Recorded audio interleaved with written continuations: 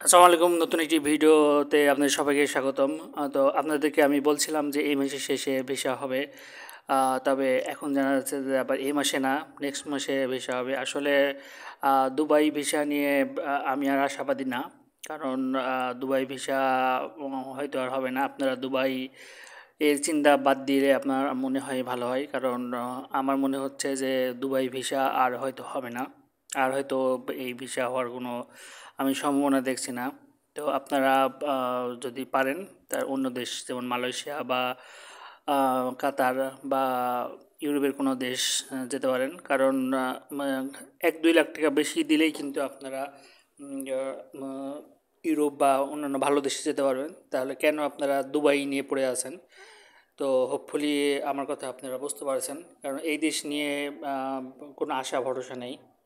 কারণ বারবার শুধু ডেট চেঞ্জ করছে, ভিসা হবে হবে করে হচ্ছে না।